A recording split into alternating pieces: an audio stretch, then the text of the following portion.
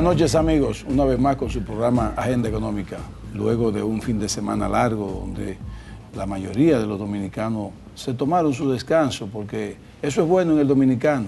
Situación un poquito difícil, la economía un poquito, la gente entiende que es incierta, pero llega un fin de semana, la gente dice, bueno, pues vamos a botar el estrés, algunos cogen algún financiamiento, otros sacan de sus ahorros y disfrutan como debe ser.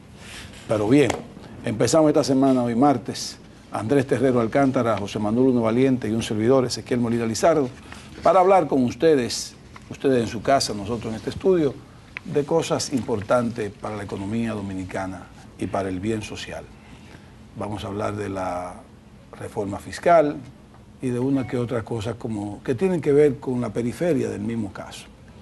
Por ejemplo, las elecciones norteamericanas, que tú tocarás el tema más adelante.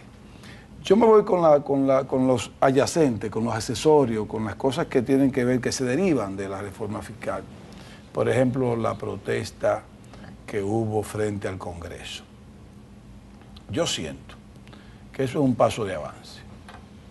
El que se haya hecho un 6 de noviembre, Día de la Constitución Dominicana, bueno, eso yo no le voy a dar, y expuse a mis amigos televidentes, mayor importancia en la fecha. Le voy a dar más importancia al hecho mismo, a que se hizo en cierta manera pacífica, a que el gobierno respetó ese derecho que tienen los ciudadanos de hacer una protesta, de cierta manera decir si está o no está de acuerdo. Eso es un derecho, yo estoy de acuerdo con que la gente lo haga. Yo no estoy de acuerdo con el fin mismo de lo que lo hicieron, pero estoy de acuerdo con la manera en que lo hicieron. Ahora bien, el tema mismo de por qué voy a protestar.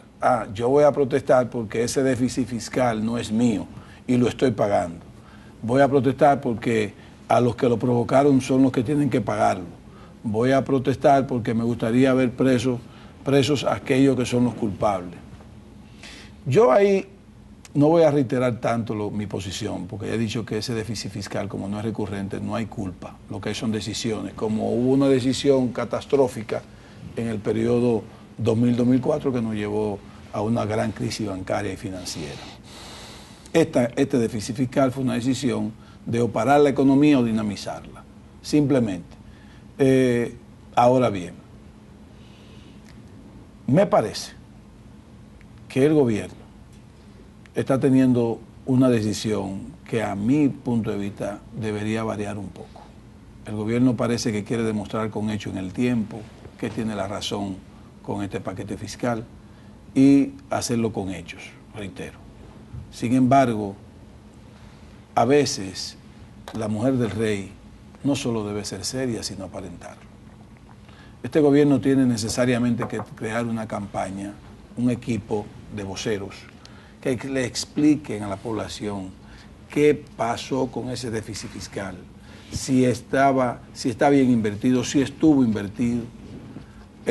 Si hay corrupción o no hay corrupción, eso es un tema adyacente o lateral. Entonces, yo siento que le está faltando un poco al gobierno de explicación, de justificación de esta reforma fiscal. ¿Y por qué hay que hacerla? Porque miren, amigos televidentes, yo tal vez creo que es la última vez que lo voy a decir. Si el gobierno necesita dinero para pagar el servicio de la deuda más en el año 2013 que lo que va a pagar en el 2012, si hay que ponerle más recursos a la educación, si hay que ponerle más recursos a la salud, si hay que mantener una inversión social que ronde más o menos el 6%, necesita recursos. Con los recursos fiscales que se han ido recuperando en los últimos 3 años, vienen siendo 250.000, 270.000, máximo 280.000 millones, no alcanza. Por eso hay que poner un paquete fiscal. El que estemos de acuerdo con uno que otros impuestos es una cosa, pero el que hay que buscar la forma de subir la presión tributaria, que está en 13%, a un 15% y luego un 19%, eso es obligatorio en el tiempo. Un gobierno, un Estado, no puede mantener toda la inversión social en todos los sectores que tiene que hacer sin recursos. Los recursos los ponen los ciudadanos. Recuérdense que Hay dos cosas seguras, que es la muerte y los impuestos. La muerte llegará un día y terminará la vida, pero los impuestos tendrán que permanecer. Entonces, no nos enfoquemos en esa campaña mediática, no nos dejemos manipular. Los impuestos son necesarios. Tal vez habría que hacer un cambio y vemos que en el Senado hubo cambios, en los diputados creo que van a aceptar todos los cambios que se hicieron en el Senado. O sea que de una u otra manera, como yo digo, como este es un gobierno que en el poco tiempo tiene la imagen de serio, de austero, de transparente, de no corrupto, que eso nunca había pasado en los últimos 40 años. Podrá haber gobierno serio en el pasado, pero con imagen no la tenía de tan serio como la tiene este. Entonces démosle el voto de confianza al presidente Danilo Medina para que él ejecute el presupuesto que quiere plantear, con los recursos vía los tributos que está planteando, para ver qué sucede en la economía. Porque en el año 92, Joaquín Balaguer, Ricardo, hizo una reforma fiscal que creó una especie de recesión en los primeros 6 meses de esa reforma. Pero luego la economía despegó, al punto de que nosotros tuvimos una economía del 92 finales hasta el 2000. Excelente, la mejor en la región. Entonces, vamos a darle el voto de confianza. ¿Está bien? Mira, yo creo que todavía la clase política en República Dominicana no ha tenido la altura que requiere un país de los nuevos tiempos. Bueno, quizás nosotros no somos de los nuevos tiempos. Pero el PRD, que es el partido de oposición, está jugando como siempre lo ha hecho a la oposición. Y está, en este momento yo diría que son más sinceros que lo que han sido en otras oportunidades. Antes ellos decían que no apoyaban las protestas. Y ahora abiertamente dicen que la apoyan. Apoyan una protesta para que no se haga una reforma fiscal, porque entienden que no es necesaria una reforma fiscal. Yo diría que son sinceros porque dicen eso. Sin embargo, el partido, la Comisión Económica del PRD, el candidato del PRD, decían en la campaña que era necesario hacer una reforma fiscal, que le llamaban integral, una reforma fiscal. Porque todos sabíamos que había un déficit fiscal, que ese déficit se había incrementado, como dijimos aquí, no sabíamos cuál es el monto, que las razones están ahí, bueno, disponibles. Pero el presidente, el expresidente Hipólito Mejía había dicho, es obligatorio hacer la reforma, pero ahora él dice que hay que dejarla para el 14. O sea que no es necesario ahora. Y yo me pregunto y le digo a los amigos televidentes, si el PRD hubiese ganado las elecciones, ¿qué hubiese pasado? ¿Cómo actuaría el PLD? Bueno, no me pongan a hablar de ciencia ficción, porque quizás dicen, bueno, el PRD tiene mayoría en el Congreso.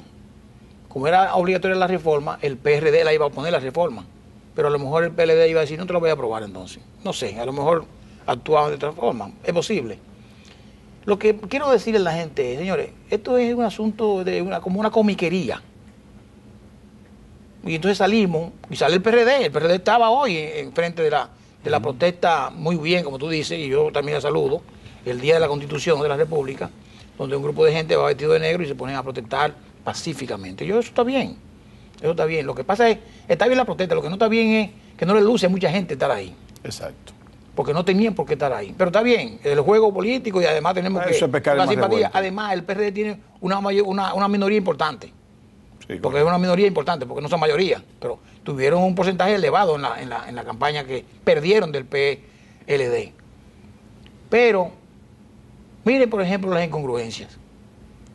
Hace menos de 2 años se aprobó una reforma fiscal en ese Congreso, ¿no es verdad?